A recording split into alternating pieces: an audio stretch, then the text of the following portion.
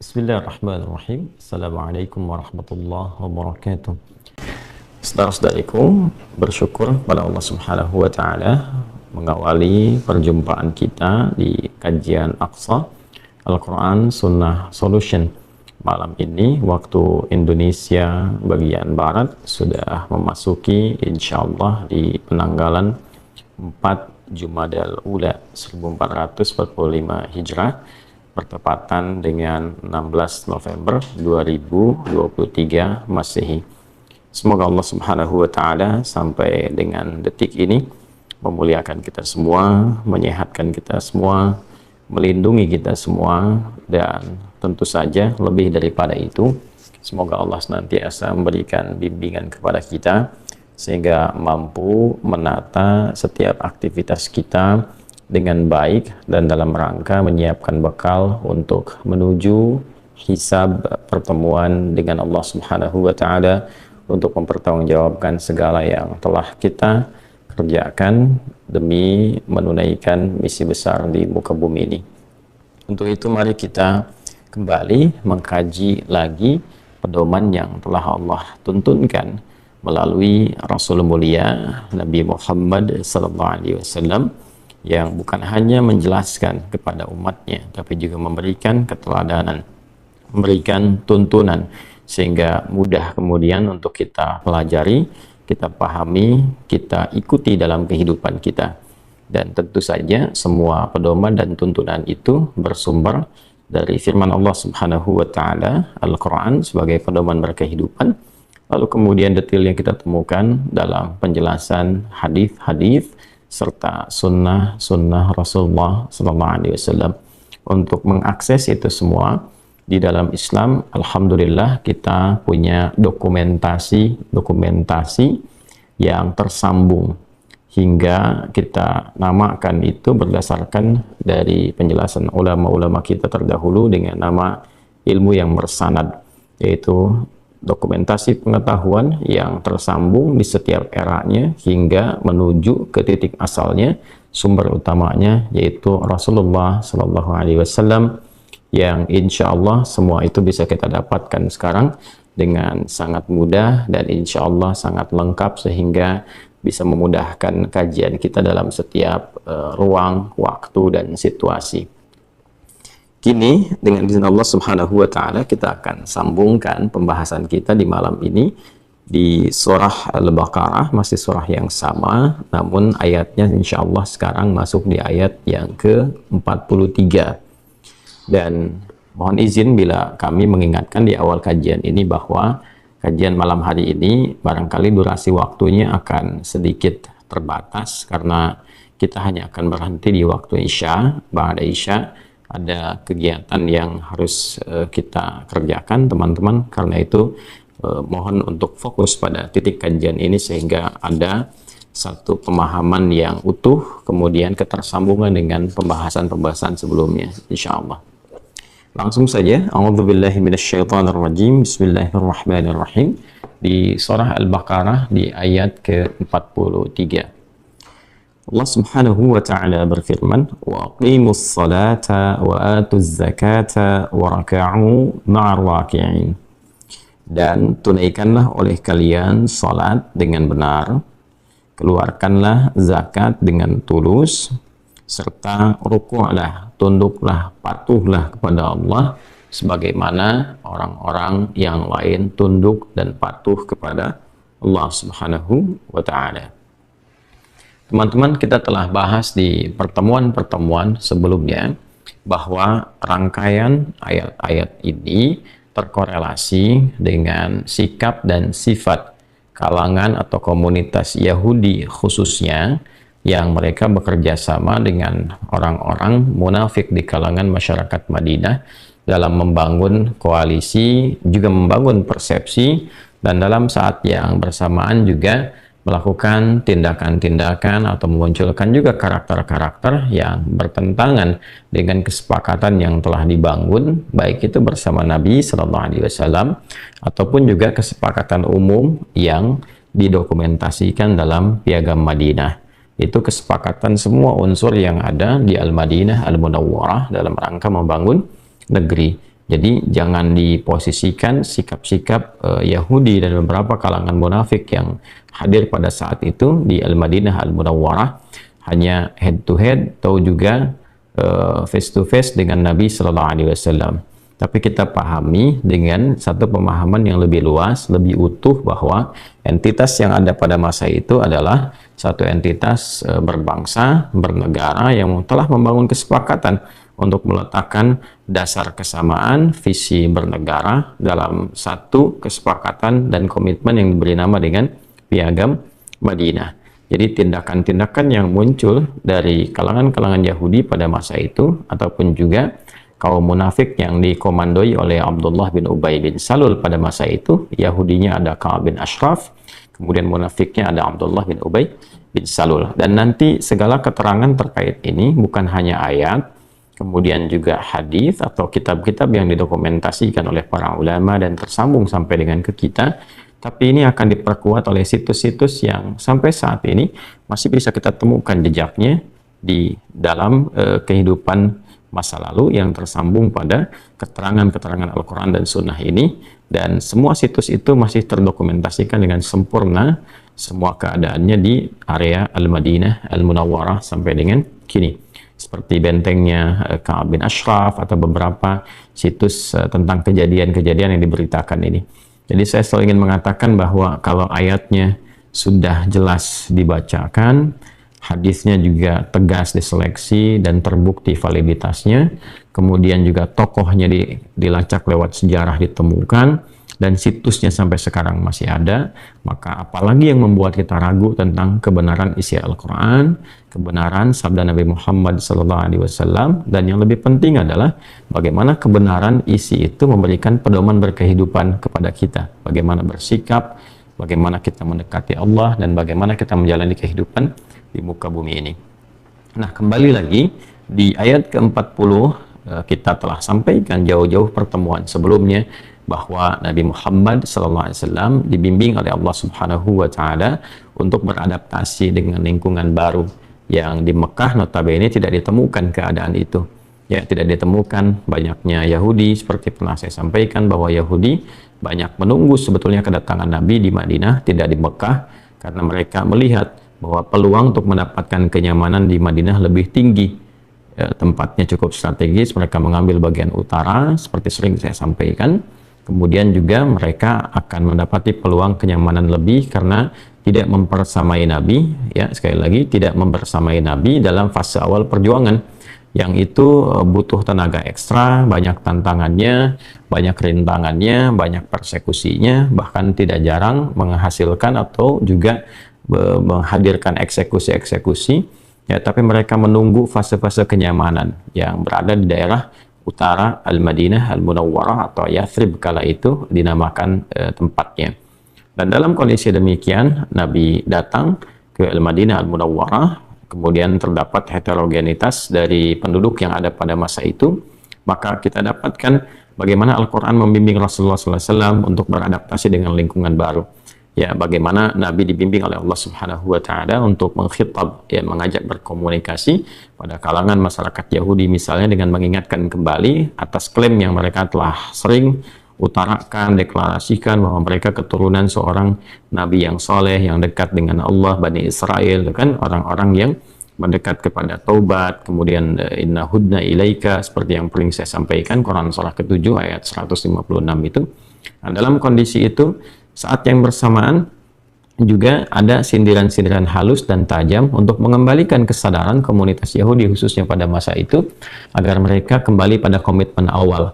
Untuk tujuan awal datang mereka ke Madinah itu apa, kan, dalam rangka menunggu Nabi, menaati Rasulullah, ya, itu dikembalikan kembali. Ya, jangan karena yang Nabi yang diutus, yang dipilih ini tidak sesuai dengan harapan mereka dari jalur yang tersambung kepada Sayyidina Ishaq alaihissalam, tapi Allah memilih dari jalur Sayyidina Ismail alaihissalam, lantas kemudian semau mereka dengan sifat egosentris dan sifat egoistisnya itu kemudian ditepikan begitu saja sampai menentang ketentuan Allah Subhanahu wa Ta'ala.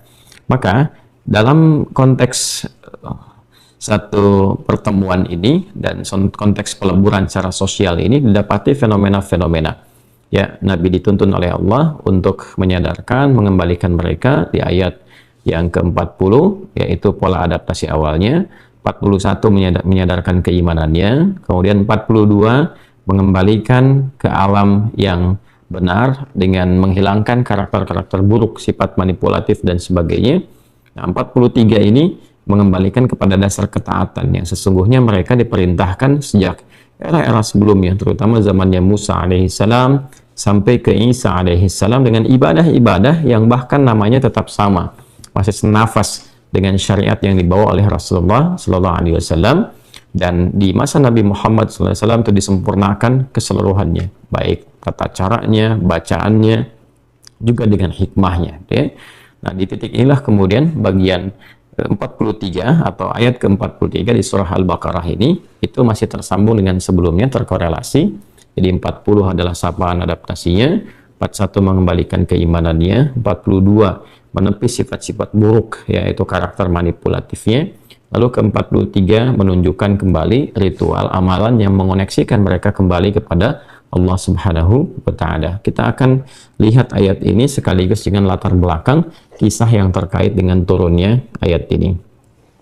Kitab malam ini yang akan kita jadikan sebagai referensi, ya, dan juga dalam beberapa kajian saya memperkenalkan kepada teman-teman beragam kitab untuk kita ketahui, baik yang masa klasik ataupun yang kontemporer. Malam ini kita bersama kitab Jami'ul Bayan an Ta'wili Ayil Quran, atau dikenal juga dengan tafsir Al-Imam At-Tabari. Ini termasuk tafsir klasik, teman-teman, awal-awal ya dari dokumentasi-dokumentasi tafsir yang eranya ini tidak jauh dengan era Nabi Sallallahu Alaihi Wasallam. Jadi kurang lebih 2 abad lah, berarti era di 200-an ya. Jadi kalau di Nabi awal-awal periode hijrah, kemudian di awal abad pertama, nah ini awal di abad kedua ya kurang lebih, kitab ini sudah bisa diakses, tersambung maksudnya dari kita sampai ke abad itu. Dan yang lebih awal lagi nanti kita juga memiliki tafsirnya Tanwirul Miqbas nih ya, min tafsir Ibnu Abbas radhiyallahu taala anhuma. Ini yang dinisbatkan kepada sahabat junior Ibnu Abbas radhiyallahu taala anhuma. Jadi nanti kita akan urutkan dari tafsir klasik, kemudian pertengahan sampai yang kontemporer. Ya, kita juga nanti seperti saya sampaikan di kontemporernya kita punya tafsir Munir misalnya, ya, yang seperti ini. Ini yang Profesor Wahab Az-Zuhaili yang sangat populer, Allah yarham alaihi. Kemudian nanti kita punya Tahrir wa Tanwirnya Syekh Muhammad Tahir bin Ashur, dan kita punya yang pertengahannya seperti Al-Fakhr Razi ya. Nanti banyak sekali di yang Mafatihul Ghaib Fakhr Razi. Nanti ada beberapa yang lain, Baydawi, Al-Maraghi dan sebagainya, yang insya Allah kitab-kitab itu kita miliki sehingga kita bisa memudahkan untuk belajar bersama dengan teman-teman sekalian seperti yang guru-guru kami pernah ajarkan insya Allah. Baik, bismillahirrahmanirrahim. Qala al-musannif rahimahullahu ta'ala, penulis kitab ini yaitu Al-Imam At-Tabari menyampaikan al-qawlu fi ta'wili qawlihi ta'ala, keterangan ulama terkait dengan firman Allah Subhanahu wa ta'ala, yaitu di Al-Baqarah ayat 43, wa aqimus salata wa atuz zakata wa raka'u ma'ar raki'in, dan tunaikanlah oleh kalian salat dengan benar serta keluarkanlah zakat dengan tulus, dan rukuklah engkau bersama orang-orang yang rukuk. Qala Abu Ja'far, berkata Imam Abu Ja'far rahimahullahu ta'ala, dzukira anna ahbar al-yahud wal munafiqin kanu ya'muruna an-nasa bi aqamis shalah. Kita teruskan dulu bacaannya supaya tidak terputus.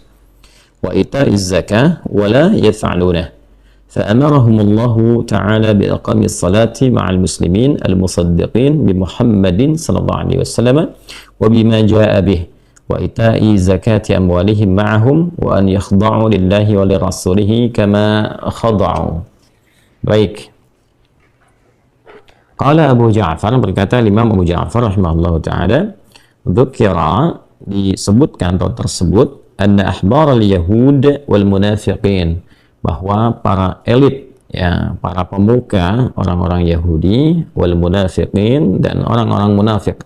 Saya tadi sampaikan di awal, teman-teman sekalian, tokoh-tokoh Yahudi ini ada kalangan-kalangan elitnya seperti Ka'ab bin Ashraf gitu kan, dan beberapa juga yang lain.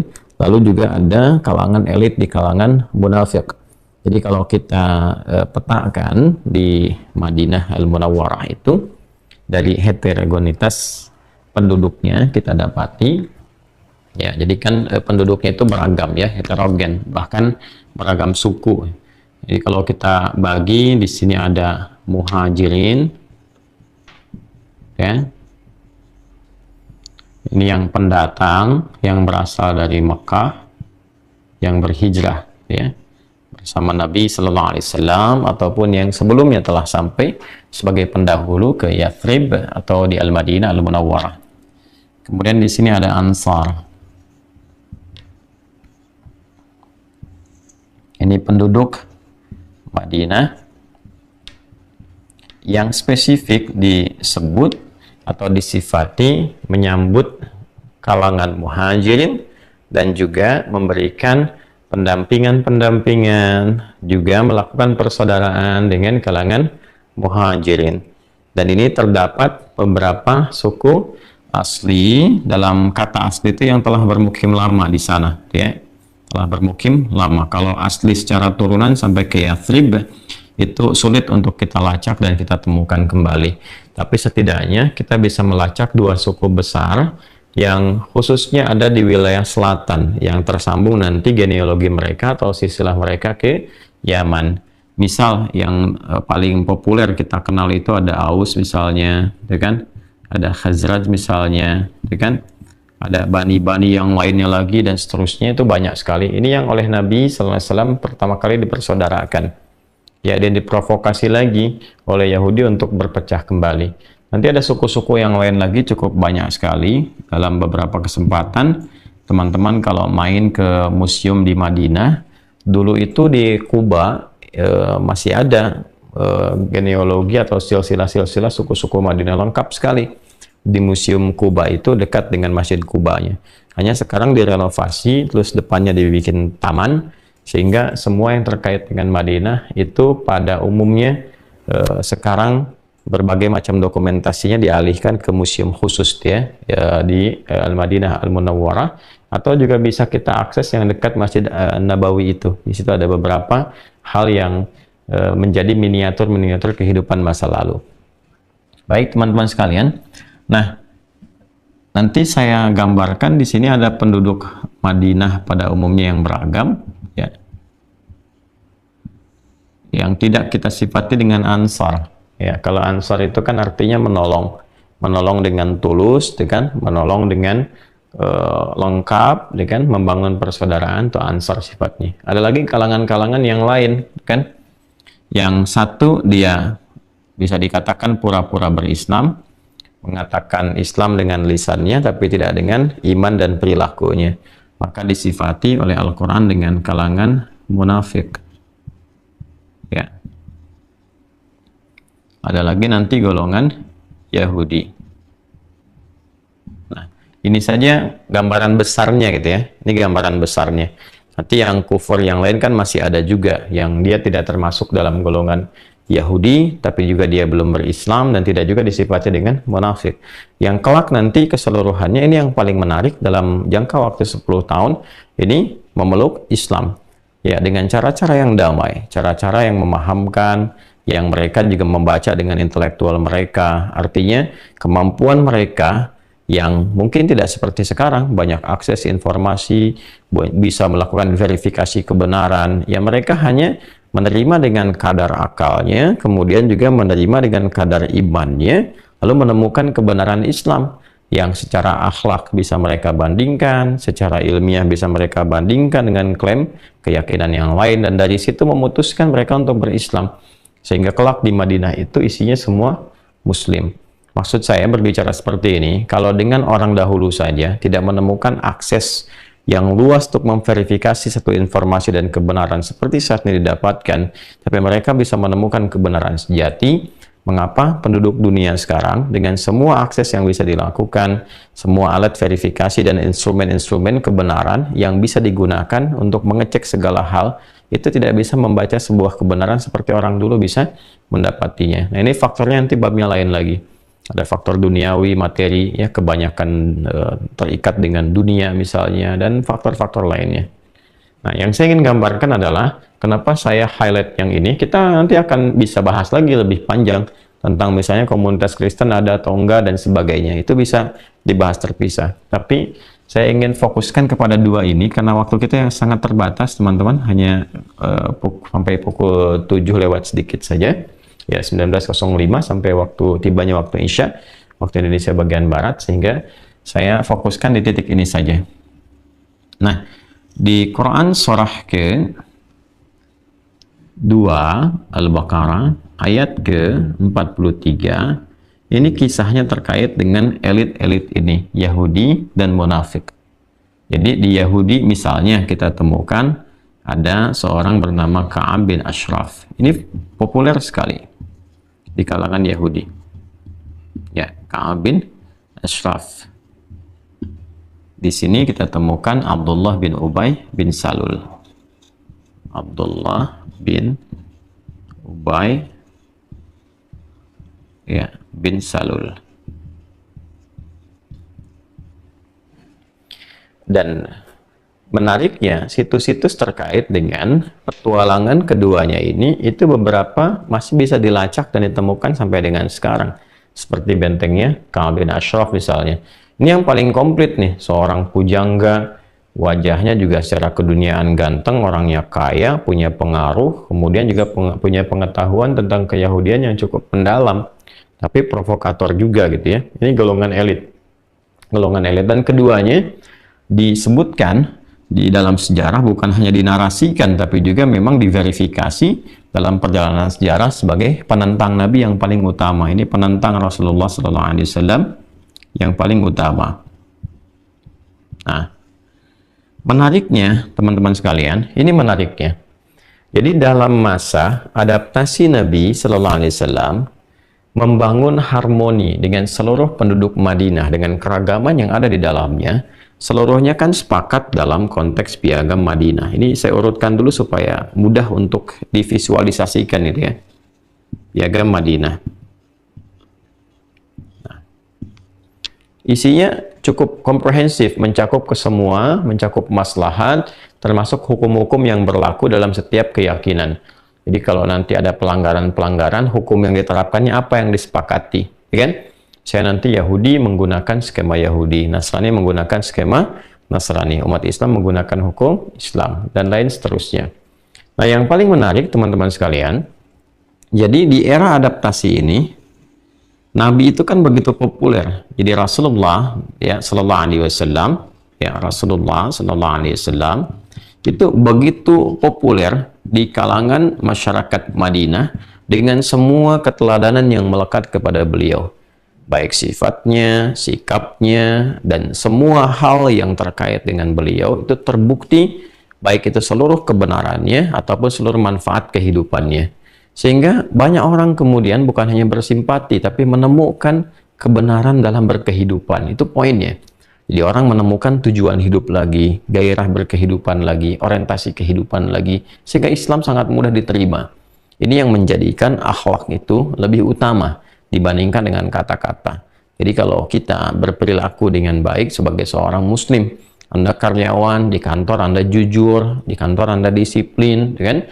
Dalam konteks Anda bekerja, Anda menjadi orang-orang yang baik dalam berperilaku, sehingga orang bertanya, ketika orang bertanya, kenapa engkau begitu? Anda katakanlah, Islam yang mengajarkan saya demikian. Jadi ketika kita memahami bahwa Islam itu menunjukkan nilai kebaikan, maka itu langkah dakwah yang paling efektif, ya, sehingga mudah mengenalkan semua orang dengan Allah Subhanahu wa Ta'ala. Jadi itu poinnya. Kembali ke sini teman-teman sekalian. Nah, karena ini figur yang paling disenangi oleh massa pada masa itu, ya, dan juga paling dekat dengan rakyat, dengan masyarakat, termasuk juga dikagumi oleh pengikut-pengikut ini. Ya, kan biasa kalangan elit itu kalau lihat pengikut-pengikutnya, masyarakat atau rakyat yang dipimpinnya itu punya kecenderungan mengidolakan ya satu public figure misalnya tertentu, maka mau nggak mau kan elitnya mesti mendekat. Ya, ini sudah hukum. Ya, sekarang aja kan seperti itu, apalagi musim-musim misalnya mau pemilihan. apakah itu pilkada, apakah itu pemilu dan sebagainya. Pasti public figure itu akan didekati oleh elit itu kalangan hal yang sangat biasa sekali. Baik itu dari kalangan pemuka agama misalnya, ataupun juga dari ya public figure yang lain dan sebagainya. Itu hukum yang sangat umum sekali. Dan menariknya, ada kaidah dalam tafsir yang selalu saya sampaikan, jika tidak disebutkan siapa tokohnya, tapi informasinya disebutkan sebagai sesuatu yang umum, tidak disebutkan tokohnya siapa spesifik, kapan kejadiannya, ini memberikan kesan bahwa perilaku itu konsisten terjadi di setiap masa, dengan tokoh-tokoh yang berbeda. Makanya nggak disebutkan khusus untuk memberikan kesan siapapun bisa masuk dalam perbincangan itu di masa-masa depan dengan substansi yang sama, dengan tokoh yang berbeda, tapi intinya sama, intinya serupa. Di dalam kondisi-kondisi ada public figure yang dekat dengan masyarakat, itu pasti akan tampil sosok-sosok yang berusaha dari kalangan elit ini untuk mendekati publik ini, sehingga tujuannya bukan karena public figurnya, tapi tujuannya mendapatkan simpati dari masyarakatnya. Ini poinnya ya, untuk meraih simpati. Baik ya. Nah, jadi kembali ke sini teman-teman sekalian. Maka dzukira anna ahbar al-yahudi wal munafiqin, tersebut bahwa para kalangan elit, ahbar itu kalangan elitnya gitu kan, pemuka diterjemahkannya. Kalangan elit Yahudi dan munafiqin itu sudah saya sebutkan, sehingga ketika saya sebut Anda terbayang, oh ini si fulan dan sebagainya. Okay? Kanu ya'muruna an-nas biiqamis shalah. Mereka mulai mengkampanyekan kepada masyarakat ya, biiqamis shalah wa ita'iz zakat, untuk menunaikan salat dan mengeluarkan zakat. Ya, jadi ini menarik nih. Ya, golongan Yahudi sendiri mencoba kalangan elitnya untuk menarik simpati kalangan muslimin khususnya, gitu kan. Termasuk orang munafik. Kalau munafik ini kan sudah mengklaim muslim di dalam lisannya. Jadi dia mengatakan saya juga muslim, saya pun Islam, kan? Tapi dalam hatinya itu tidak seperti lantang di lisannya. Pun demikian dalam perilaku bersikapnya tidak mencerminkan perilaku yang Islami, hanya menggunakan klaim di lisannya aja, saya juga muslim, ya. Nah, sekali lagi, ini adalah pelajaran yang sangat besar dari Al-Quran. Bila tidak disebutkan kapan kejadiannya, spesifiknya siapa, ini akan memberikan kesan lagi bahwa di masa-masa datang, itu akan terjadi kalangan elit-elit itu mendekati public figure tertentu, atau mengkampanyekan ajaran-ajaran yang disampaikan oleh public figure itu, sehingga dia mendapatkan peluang simpati, atau potensi simpati dari para pengikut public figure yang dimaksudkan. Gampangnya beginilah. Misal, kondisi saya saat ini mengajar, kan masyarakat banyak belajar misalnya kan, maka kalau mengambil spirit ayat ini, bisa ditempatkan saya dalam posisi yang mungkin ada umat di bawahnya. Ada muhibbin, ada pecinta, ada masyarakatnya, kalau di YouTube mungkin ada subscriber dan sebagainya, kan? Nah, dalam posisi seperti itu, ini akan selalu terjadi hukum yang mengikuti apa yang ayat ini pernah beritakan. Apa hukumnya? Bila ditempatkan saya dalam posisi demikian, akan muncul nanti kalangan elit-elit dengan kepentingan tertentu. Ya, ini nanti elitnya akan banyak. Memang ada yang nanti akan belajar dengan benar, ya, seperti sahabat-sahabat yang lain mendekat pada Rasulullah. Tapi kalau kita batasi di dua hal ini, ada elit-elit yang memang kepentingannya bukan karena untuk mendekati sayanya untuk belajar, tapi lebih karena ingin mendapatkan simpati dari orang-orang yang belajar dengan kami. Nah, sepertilah gambarannya, ya. Dan itu akan terjadi, terutama di era-era yang kita rasakan kekinian, ya, musim-musim kampanye dan sebagainya. Siap-siap saja tuh ulama, para ustadz, ya, habaib dan sebagainya pasti akan banyak didekati. Itu sudah pasti, ini hukumnya seperti ini, sama. Ya, cuma bagaimana orientasi pendekatan itu, orang-orang mendekati itu masing-masing pasti punya niat-niat yang berbeda. Kita tidak menghukumi itu, hanya mengembalikan kepada konteksnya, dan kembali semua akan mendapatkan hisabnya insya Allah Subhanahu wa Ta'ala sesuai dengan niatnya. Singkatnya, mereka mencoba mengkampanyekan apa yang Nabi ajarkan, ya, kepada masyarakat Muslim. Ayo sholat, tuh kan, ayo keluarkan zakat, kan di Islam sudah mulai. Ya, syariat sholat kan sudah dilakukan, diteladankan, dicontohkan oleh Nabi sebelum berangkat hijrah. Itu sudah paham mereka semua. Yahudi juga sudah mengerti. Nah, ini menariknya zakat juga, ya, yang nanti setelah bersamaan dengan puasa di tahun kedua hijrah itu mulai disyariatkan, itu mulai dikampanyekan juga oleh menariknya oleh kalangan Yahudi dan munafik. Ya, padahal mereka sendiri tidak mengerjakan itu. Jadi elit Yahudinya juga tidak sholat seperti Nabi yang contohkan dan Nabi yang ajarkan, gitu kan? Walaupun mereka sesungguhnya punya syariat sholat yang nanti semua tersambung sampai ke Musa alaihissalam. Nabi Musa kan diminta untuk sholat saat diberikan oleh Allah Subhanahu wa taala SK-nya menjadi nabi, kan, diangkat menjadi nabi dan rasul, itu perintah pertamanya salat. Itu diabadikan di Al-Qur'an surah ke-20 Thaha ayat ke-14. Innani anallahu la ilaha illa ana fa'budni wa aqimis salata li dzikri. Itu kan? Nah, itu di Quran surah ke-20 Thaha ayat ke-14. Dan banyak di ayat-ayat lain.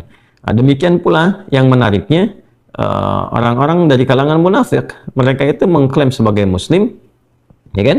Nah, terus minta kepada masyarakat, ya, pengikut Nabi SAW untuk ayo sholat, ayo tunaikan zakat, tapi mereka sendiri sebenarnya nggak sholat. Ya. Dan kalaupun sholat, nanti di ayat-ayat lain, kalaupun ikut sholat, itu hanya numpang pencitraan aja di samping Nabi SAW. Ini tolong ya, ini nanti mau musim-musim kampanye, tolong jangan dipotong video saya ini. Ya, jadi saya menjelaskan di tanggal berapa, ya, malam apa, dan dalam kajian apa, karena penting saya ingatkan ini sekarang sudah mulai menyebar potongan-potongan video yang saya perhatikan juga itu dibawa narasinya sesuai dengan kepentingannya. Jadi saya tegaskan, saya tidak ikut politik-politik praktis ya. Ya, saya mendoakan untuk semuanya. Adapun yang sekarang Anda temukan misalnya ke A atau ke B, itu kan potongan-potongan video yang saya pun tahu betul narasinya saat saya menyampaikan itu kemana, sepenuh apa, dan sebagainya. Jadi saya menggambarkan kondisi kekinian yang sedang saya bicara. Kalau kemudian itu terbukti, artinya apa? Itu menunjukkan kebenaran Al-Quran. Dan di situ kita diminta kembali untuk beriman pada Allah Subhanahu wa Ta'ala. Kembali teman-teman ke sini. Jadi uniknya, orang-orang munafik ini meminta, ya kan, dari kalangan elit, ayo sholat, jaga kemudian puasa, jaga zakat. Ya mirip-miriplah beginilah kalau ada yang nempel dari kalangan elit ke tabligh akbarnya seorang ulama, dai apa, diminta ngasih sambutan, kan ngajak sholat juga. Ya, padahal belum tentu dia kesehariannya sholat. Ya, padahal belum tentu wudhunya benar. Tapi sholatnya kan bisa di samping ustadz, di samping kiai, di samping habibnya. Nah, ini sama. Abdullah bin Ubay bin Salul ini kalau sholat, dia coba cari saf depan dengan Nabi, cari simpati Nabi.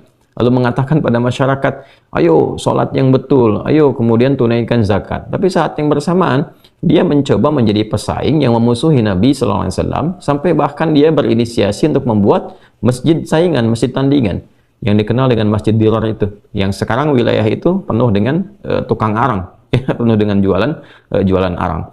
Ini kondisinya teman-teman sekalian. Jadi kalimat ini ketika mereka datang membawa kampanye untuk masyarakat supaya mendapatkan simpati mereka, Allah meluruskan, ya kan? Allah meluruskan. Jadi niatkan yang baik, sehingga dengan niat yang baik itu masyarakat mendapatkan kebaikannya sesuai dengan ketulusannya. Karena ketidaktulusan itu bencana awal yang terjadi yang menimbulkan luka sosial yang sangat dalam.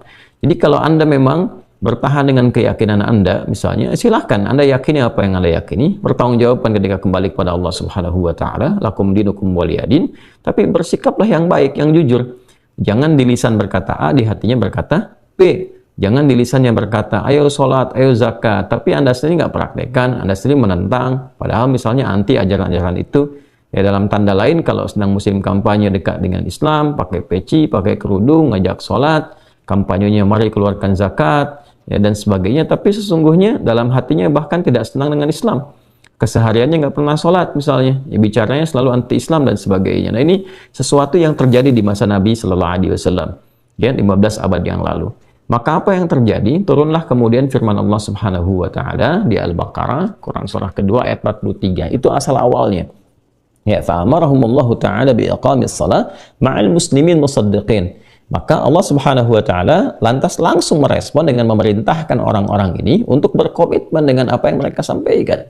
Ya, jadi kalau Anda memang berkata demikian, mengajak sholat dan meyakini kebenaran sholat, maka lakukan sholat dengan benar seperti orang-orang muslim yang benar, ya, muslimin musaddiqin.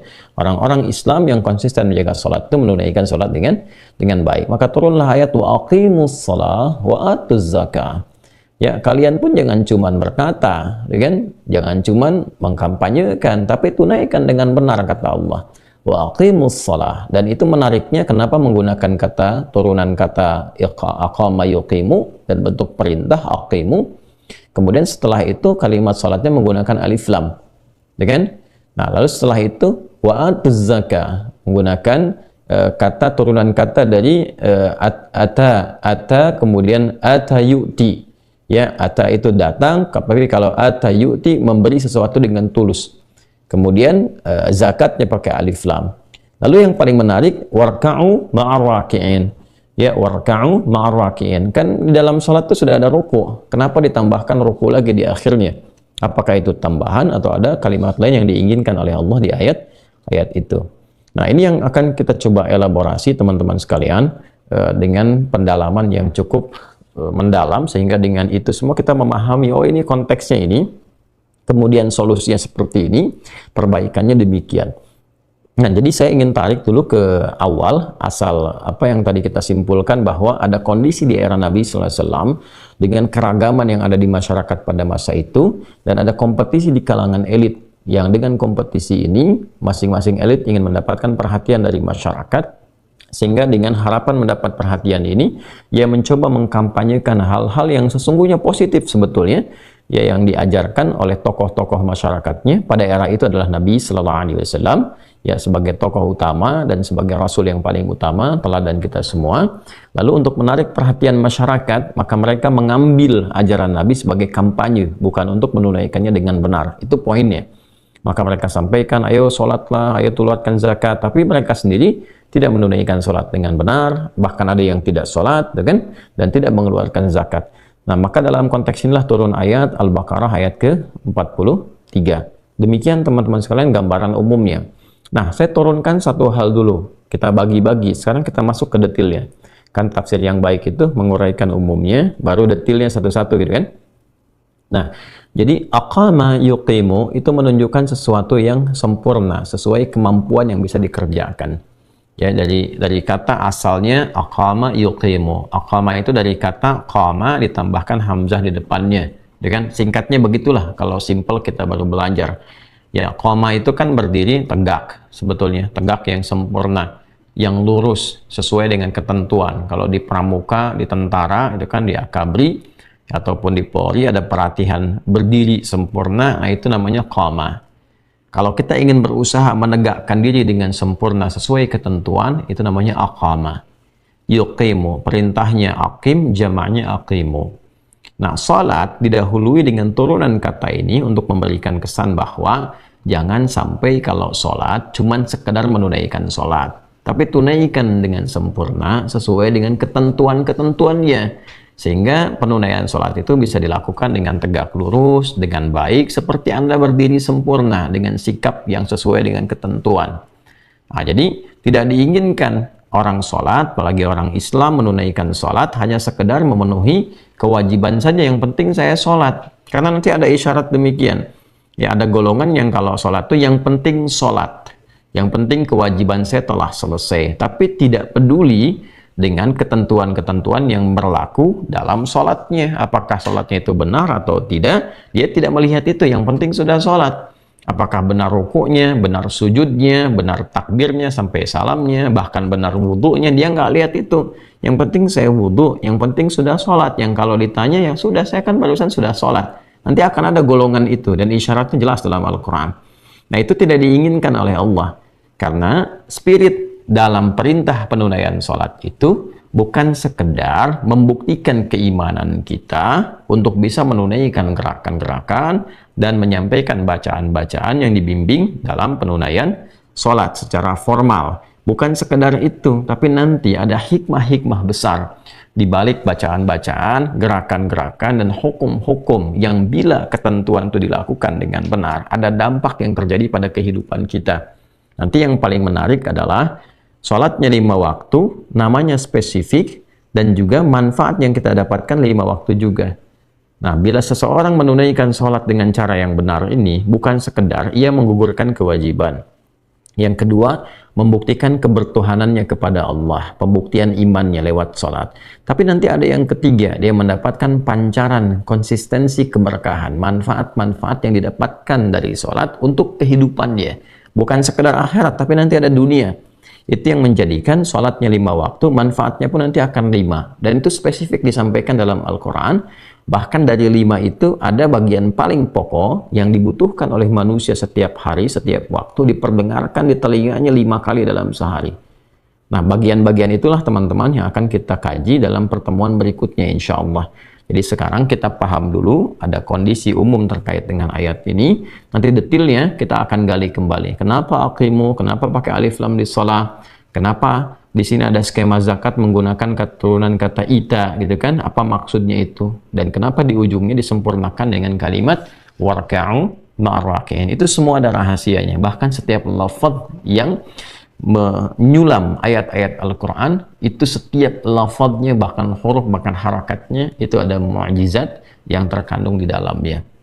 Teman-teman, ada kegiatan yang mesti saya lakukan dan ini sangat mendesak untuk dilakukan, tapi saya mencoba untuk memenuhi agenda kita malam hari ini dengan tetap mengajar, walaupun dalam pengajaran itu ada beberapa hal yang saya tidak ingin memberikan kegelisahan pada teman-teman semuanya, tapi mohon didoakan semoga kegiatan bisa berlangsung dengan lancar dan baik, dan juga diberikan oleh Allah kesehatan untuk semua kita dan keluarga kita seluruhnya, insya Allah. Ya, kemudian yang kedua, saya izin menginformasikan bagi teman-teman semua bahwa kita sedang dalam tahap penyempurnaan untuk pesantren yang direncanakan akhir bulan ini insya Allah selesai tahap pertama keseluruhannya sehingga dapat diuji dengan kegiatan di awal bulan nanti yang melibatkan jemaah-jemaah terbatas tentunya untuk kegiatan tertentu insya Allah. Ada kesempatan wakaf bagi teman-teman sampai akhir bulan ini ya, masih sama di rekening yang sama, Bank Syariah Indonesia, nomor rekening 111 3 kali 1 ya, kemudian 4 kali 4-nya, lalu 142 111 ada 10 digit atas nama Yayasan Ma'had Islam Rafi'ah Akhir. Ini untuk wakaf pesantren, dan barangkali nanti akhir bulan teman-teman peluang itu akan tertutup untuk sementara waktu, karena insya Allah tahap pertama kami akan melakukan audit dulu keseluruhan dari wakaf ini, karena ini kan titipan umat ya. Kemudian kita pertanggungjawabkan keseluruhannya, kita tunjukkan hasilnya, dan kita nikmati dulu semuanya sehingga kita bisa petakan dan membangun peta jalan ke depan dengan lebih baik, terukur dan bermanfaat untuk semua. Yang kedua, teman-teman sekalian, saya mengajak untuk kita konsisten memberikan perhatian kita untuk Palestina dengan doa-doa terbaik kita. Kemudian juga yang proporsional, nanti saya berikan penekanan kembali mengikuti himbauan-himbauan ulama-ulama kita dari MUI, ya kan? Seruan-seruan yang baik tapi tetap proporsional dan dengan detail, jangan sampai membuat hoax dan sebagainya yang menyulitkan berbagai kalangan untuk bisa mengekspresikan kegiatan sosialnya dengan baik. Adapun teman-teman yang menitipkan bantuan-bantuan kemanusiaan, ya alhamdulillah telah kita distribusikan. Saya kira kita cukupkan dulu ya dengan situasi itu. Ya, kita cukupkan dulu sekali lagi. Kalau mau teman-teman titipkan silahkan ke pihak-pihak lain dulu ya, karena kita punya mitigasi yang spesifik. Alhamdulillah teman-teman sudah disalurkan, baik itu melalui MUI yang diteruskan ke Basnas ataupun juga kita berikan ke Basnas sendiri, yang melalui MUI ke Basnas yang semula untuk Rumah Sakit Hebron telah dialihkan untuk kemanusiaan sekarang itu jumlahnya 14.300.000.000. Kemudian yang kita bersama Bapak Kasad ya, alhamdulillah juga di Mabes Aden telah disalurkan 10 miliar. Nah, itu telah disampaikan juga pembuktiannya, kemudian bukti transfernya, kwitansi semuanya sudah ada. Lalu kita berikan juga kemarin di Surabaya dalam acara wisuda di Wafa, kita kedatangan tamu langsung dari Gaza yang tahu situasi dan sebagainya, menangani persoalan kemanusiaannya, menangani cekap tanggapnya. Kita titipkan juga titipan teman-teman itu berjumlah 4 miliar. Dan saat di Jogja itu melalui Lazismu juga yang disusun untuk obat-obatan dan sebagainya itu ada 1 miliar. Jadi sudah cukup yang untuk dititipkan, disalurkan. Terima kasih teman-teman sekalian atas kepercayaannya. Saya sangat terharu, bahkan ada dari bonek juga Persibaya waktu saya ke Surabaya itu sampai ngejar menitipkan, amplopnya masih saya simpan sampai sekarang, dan berbagai kalangan yang datang ke kantor dan sebagainya. Walaupun saya tidak announce secara langsung, tapi kita mencoba untuk berdiri bersama-sama ya dengan Palestina dan untuk mewujudkan kedamaian dunia. Demikian barangkali yang saya sampaikan. Jika teman-teman berkenan, mohon mendoakan untuk kita semua sehingga diridhai oleh Allah Subhanahu wa taala. Dan saya mengajak bagian terakhir ini kita berkonsentrasi menyiapkan ulama-ulama yang benar ke depan. Karena saya pun kan nggak tahu di titik mana saya berhenti mengajar. Pasti ada yang meneruskan. Nah, yang kita bangun adalah sekarang saya sedang menyiapkan calon-calon ulama untuk meneruskan. Saya berikan juga kesempatan untuk menempuh pendidikan. Ada yang kita siapkan sekarang, kita berangkatkan ke luar negeri. Insya Allah tahun depan sebagian sudah pada kembali untuk bisa mengisi pos-pos di pesantren. Nah, jadi kalau teman-teman nanti mau berwakaf atau berinfak, lebih baik ke program itu saja, karena itu real, nanti akan dibutuhkan di dalam negeri untuk membangun negeri, membangun umat Islamnya ke depan, memimpin dalam kebaikan, memakmurkan negara kita, dan berharap kita punya satu kekuatan yang besar di mata dunia untuk masa yang akan datang. Itu investasi yang terbaik. Terima kasih atas perhatiannya. Semoga Allah muliakan kita semua. Maafkan saya yang belum mampu memberikan yang terbaik seperti yang mungkin Anda harapkan. Semoga Allah memuliakan kita, menyayangi kita, dan menjaga kita sampai kita kembali kepada Allah dalam kebaikan. Maafkan saya. Allahumma taqabbal minna innaka antas sami'ul alim wa tub 'alaina innaka antat tawwabur rahim. Rabbana atina fid dunya hasanah wa fil akhirati hasanah wa qina adzabannar. Wa sallallahu ala sayyidina Muhammad wa ala alihi wa sahbihi ajma'in. Wa akhiru da'wana subhanakallahumma wa bihamdika asyhadu an la ilaha illa anta nastaghfiruka wa natubu ilaik. Allahumma ighfirna bi halalika an haramik wa aghnina bi ta'atika an ma'siyatika wa bi fadlika amman siwak. Wa akhiru da'wana alhamdulillahi rabbil alamin. Assalamualaikum warahmatullahi wabarakatuh.